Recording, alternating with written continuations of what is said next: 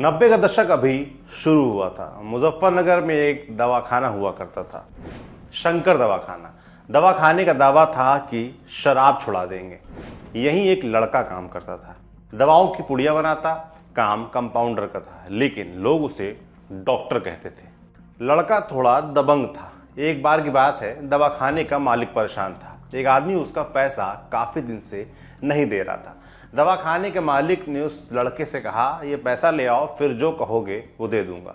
लड़का पैसे ले आया, मालिक खुश हुआ, इनाम भी दिया। लेकिन कहानी यहाँ खत्म नहीं होती। खून मुंह में लग चुका था। उस लड़के ने अपने मालिक को ही किडनैप कर लिया। हम बात कर रहे हैं उस अपराधी की जिसने बीजेपी के उस नेता की हत्या कर दी, जिसने गेस्ट हाउस कांड में मायावती को बचाने में मदद की थी।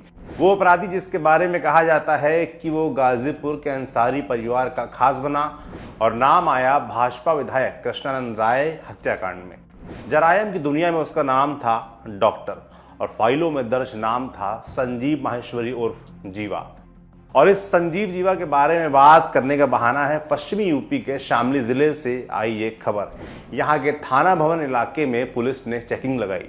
चेकिंग में औने पौने कट्टे, तमंचे, देसी बम, दुनारी नहीं मिले। मिला एक AK-47 और 1300 कारतूस और गिरफ्त में आया अनिल उर्फ पिंटू। प्रेस कॉन्फ्रेंस में शामली के SSP सुकीर्ति माधव मिश्रा ने बताया कि अनिल उर्फ पिंटू ने ये AK-47 अपने एक साथी अनिल बालियान के साथ मिलकर संजीव जीवा से खरीदी थी। अनिल बालियान एग्रीकल्चर यूनिवर्सिटी के डीन की हत्या मामले में जेल में है। पुलिस को शक है कि हथियार विदेश से मंगाया गया है। जांच अभी बाकी है। तो कौन है ये संजीव जीवा? संजीव माहेश्वरी उर्फ जीवा मुजफ्फरनगर का रहने वाला है। अपने दवाखाने के मालिक के अपहरण के बाद संजीव जीवा मुजफ्फरनगर के गुंडों में अपना नाम दर्ज करवा रहा था, लेकिन तभी उसने कुछ ऐसा कर दिया जिसने हंगामा मचा दिया। 90 का दशक चल रहा था। कोलकाता के एक व्यापारी के बेटे का अपहरण हो गया। फिरौती इतनी मांगी गई कि सुनने वालों के कान खड़े हो गए। संजीव ने व्यापारी के बेटे को छोड़ने की एवज में 2 करोड़ रुपए मांगे। एक अबोली परंपरा रही आई है कि फिरौती के लिए पकड़ और रकम से तय होता है कि गुंडा कितना बड़ा है। बड़ा नाम बड़ा दाम तो गुंडा भी बड़ा। जानने वाले कहते हैं कि इस समीकरण को संजीव ने भुनाया। इस कांड के बाद संजीव जीवा मुख्य धारा में आ गया। संजीव ने सबसे पहले हरिद्वार के नाजिम गैंग के साथ काम करना शुरू किया। उसके बाद वो सत्येंद्र बरनाला नाम के गैंगस्टर के लिए काम करने लगा। दूसरों के लिए काम करते करते संजीव खुद का नाम बनाना चाहता था।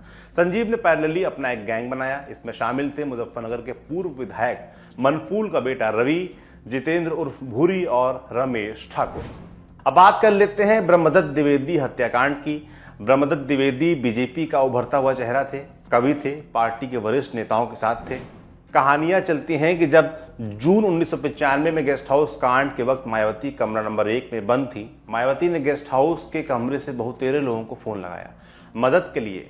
बाहर समाजवादी पार्टी से जुड़े लोग खड़े थे। कहा जाता है कि DM और SP के पहुंचने से पहले वहां पहुंचे भाजपा नेता ब्रह्मदत्त द्विवेदी दोनों पक्षों के बीच खड़े हो गए। कहने वाले तो ये भी कहते हैं कि जब तक जिला प्रशासन नहीं पहुंच गया, ब्रह्मदत्त ने मामला संभाले रखा। कहते हैं कि इसके बाद से मायावती आजीवन उन्हें अपना भाई मानती रही।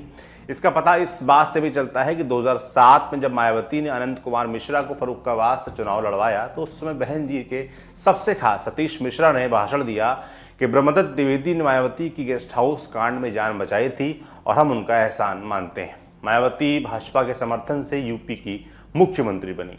जाहिर था कि ब्रह्मदत्त द्विवेदी का कद बढ़ना तय था, लेकिन जब राजनीति में कद बढ़ता है तो आसपास के माहौल में तनाव दिखता है। कहानियां चलने लगी कि ब्रह्मदत्त द्विवेदी कभी भी किसी को कुर्सी से हटा सकते हैं। फिर यह बात कि भाजपा के गैर ब्राह्मण नेता ब्रह्मदत्त द्विवेदी के इस उभार से खुश नहीं हैं। सपा के लोग तो वैसे ही खुश नहीं थे। साल 1996 के चुनाव में मुलायम ने ब्रह्मदत्त की वजह से अपनी सीट भी बदल दी थी, ऐसा कहा जाता है। फिर आई साल 1997 की बसंत पंचमी। डेट थी 10 फरवरी 1997। ब्रह्मदत्त द्विवेदी अपने घर से करीब आधा किलोमीटर दूर एक तिलक समारोह में शामिल होने गए। वापस घर लौटते समय अपनी कार में बैठ रहे थे, कुछ बाइक सवार आए, ताबड़तोड़ गोलियां बरसानी शुरू कर दी और ब्रह्मदत्त द्विवेदी की हत्या हो गई। अटल बिहारी वाजपेयी, लाल कृष्ण आडवाणी, मुरली मनोहर जोशी जैसे तमाम दिग्गज सारे काम छोड़कर उत्तर प्रदेश के छोटे से शहर फर्रुखाबाद पहुंच गए। अंतिम यात्रा में अटल और आडवाणी का शामिल होना ब्रह्मदत्त के सियासी कद का बखान कर रहा था। ब्रह्मदत्त द्विवेदी मर्डर केस में 4 लोगों के नाम एफआईआर दर्ज हुई। फर्रुखाबाद के स्थानीय विधायक और दबंग नेता विजय सिंह और 3 अज्ञात लोगों के खिलाफ। विजय सिंह को दिल्ली से गिरफ्तार किया गया। पूछताछ हुई तो तीनों अज्ञातों के नाम सामने आ गए, बलविंदर सिंह, रमेश ठाकुर और संजीव जीवा। रमेश ठाकुर पुलिस एनकाउंटर में मारा गया। सीबीआई जांच के बाद संजीव जीवा को दोषी पाया गया। फिलहाल इस केस में संजीव आजीवन कारावास की सजा काट रहा है। कहा जाता है कि संजीव जीवा गैंगस्टर मुन्ना बजरंगी के साथ भी जुड़ा। मुन्ना बजरंगी के साथ जुड़ने से संजीव जीवा की अपराध की दुनिया में लॉटरी लग गई। मुन्ना बजरंगी गैंग पर मुख्तार के लिए काम करने के आरोप लगे। कहते हैं कि इसी वजह से ही संजीव की भी धीरे धीरे मुख्तार से नजदीकी बढ़ गई। संजीव सबसे खास शूटरों में शामिल हो गया। उसे मॉडर्न हथियारों का शौक था और कहा जाता है कि जिस जगह तक संजीव ने अपनी पहुंच बना ली थी, उस वजह से उसके मंसूबे भी पूरे हो रहे थे। अब बात कर लेते हैं कृष्णानंद राय हत्याकांड की। साल 2005, तारीख थी 25 नवंबर का महीना खत्म हो रहा था और सर्दी दस्तक दे चुकी थी। यूपी में एक जगह है मोहम्मदाबाद। उन दिनों वहां से विधायक थे बीजेपी के कृष्णानंद राय। बगल के एक गांव में क्रिकेट टूर्नामेंट था। विधायक जी को मैच का उद्घाटन करने जाना था। गाड़ी से निकले, उद्घाटन किया, कार्यक्रम खत्म हुआ, वापस आ रहे थे। कुछ दूर बढ़े थे कि सामने से एक गाड़ी ने रास्ता रोक दिया। उस गाड़ी में 7-8 लोग सवार थे जो नीचे उतरे। सभी के हाथों में हथियार थे। हथियार कोई देसी तमंचा नहीं, AK-47 था। फायर खोल दिया। गोलियों की ऐसी बौछार हुई कि पूरी कृष्णानंद राय की गाड़ी में एक भी इंच लोहा नहीं बचा था जहां छेद ना हो। कहते हैं कि 500 राउंड फायरिंग हुई। विधायक कृष्णानंद राय समेत 7 लोगों की हत्या कर दी गई। पोस्टमार्टम के दौरान 7 शवों में 67 गोलियां मिली। इस हत्याकांड में आरोप लगा मुन्ना बजरंगी गैंग पर। कृष्णानंद राय हत्याकांड में मुख्तार अंसारी, मुन्ना बजरंगी, संजीव समेत कई लोगों के नाम सामने आए। मुन्ना बजरंगी की बागपत जेल में हत्या कर दी गई। मुख्तार और संजीव को कोर्ट ने इस केस में बरी कर दिया है। कहते हैं जीवा का नेटवर्क इतना जावड़ है कि जेल में भी उसे दिक्कत नहीं होती। साल 2013 की बात है। अमर उजाला की खबर के मुताबिक बाराबंकी जेल पहुंचा वो तो कुछ दिन में उसे जेल के अस्पताल की खास बैरक में शिफ्ट कर दिया गया। लेकिन फिर खबर आई कि संजीव ने जेल के अस्पताल में अपना दरबार लगाना शुरू कर दिया है। खबर के मुताबिक जेल में उसे रोकने की कोई हिम्मत नहीं करता था। हर रोज जीवा से जेल में मिलने के लिए 25 से 30 लोग तक आते थे। अस्पताल के जिस वार्ड में जीवा रहता वहां VVIP व्यवस्था की गई। Colour TV, fridge, mobile, laptop समेत तमाम तामझाम का इस्तेमाल भी जीवा खुलेआम करता था। लेकिन जेल के अधिकारियों को इस बात की कोई जानकारी नहीं थी कि जीवा को क्या बीमारी थी, उसे अस्पताल में क्यों रखा गया है।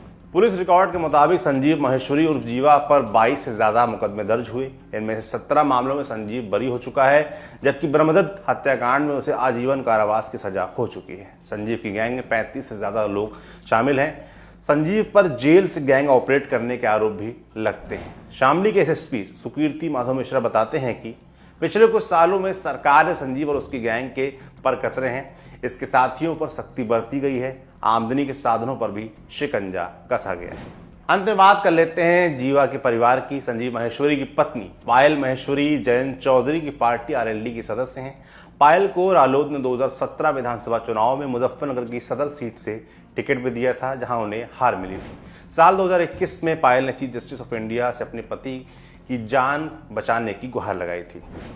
पायल ने CGI से दरख्वास्त की कि उसके पति की जान को खतरा है, उन्हें बचाया जाए। खैर, अभी जीवा फिलहाल लखनऊ की जेल में बंद है, सजा काट रहा है। आपके लिए जानकारी लाए थे हमारे साथी सौरभ त्रिवेदी। देखते रहिए दी लल्लन टॉप।